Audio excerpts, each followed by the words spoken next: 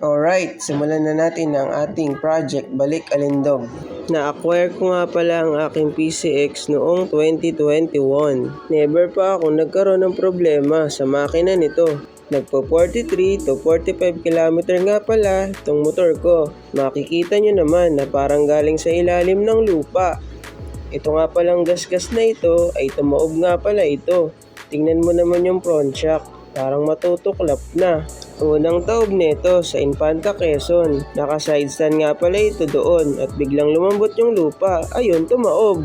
Pangalawang taob nga pala nito, doon naman sa Tarlac. Kaya kung mapapansin nyo, ang dami ng bangas. Pati nga pala upuan nito, nginatngat ng pusa. Mukhang kailangan niya na talagang sumailalim sa mahabang operasyon. Dahil medyo mahal ang pagpapagawa, unti-unti lang natin. Unahin na natin yung upuan. Dito nga pala yan sa Slick Seat sa Apalit, Pampanga. Dahil maaga tayong nakarating dito, inuna na nila tayo. Ito nga pala, makikita nyo, binaklas na nga pala nila yung upuan ng aking motor.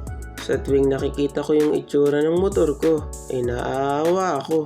Ito nga pala yung mga design dito sa Slick Seat na makikita nyo sa loob ng kanilang shop. Dalawa nga lang pala silang gumagawa dito, yung owner saka yung tatay niya. Very hands-on at professional talaga silang gumawa ng ating mga seats. Sa mga oras na ito, nagsisimula nang dumating yung mga kanilang customers. Mabuti na lang talaga at napaaga ako, kundi isa rin ako sa mga pipila dito. Ito nga pala yung foam ng upuan ko. Dahil sa butas na at nag-uulan-ulan, pinasukan na ng tubig.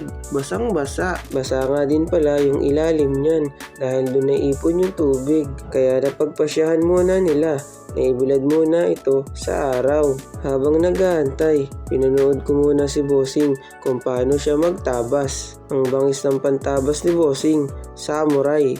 Bago nga pala niya gamitin yan, hinasa niya muna para talagang mabisa. Yan nga pala yung tatay ni Bossing. Siya yung nagbabaklas at nagkakabit. Kung malapit ka dito sa Pampanga, inaanyayahan kita na dito ka magpagawa. Kung quality lang ang pinag-uusapan, quality din gumawa dito. Mahalin tulad mo yung gawa dito kay Boss Batusay at Sir Mel. Marami kang pagpipilian dito at ikaw ang masusunod. Maging sa tela na gusto mo at sa sinulid na gagamitin.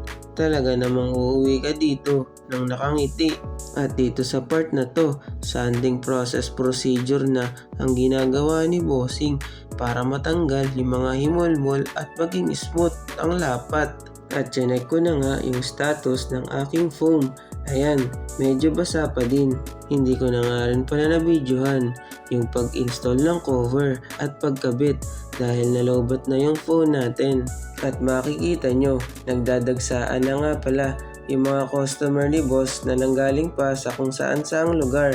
Ito na nga pala yung output, textured finish, liha design. Maraming salamat Slick Seats at sa mga viewers. See you on part 2.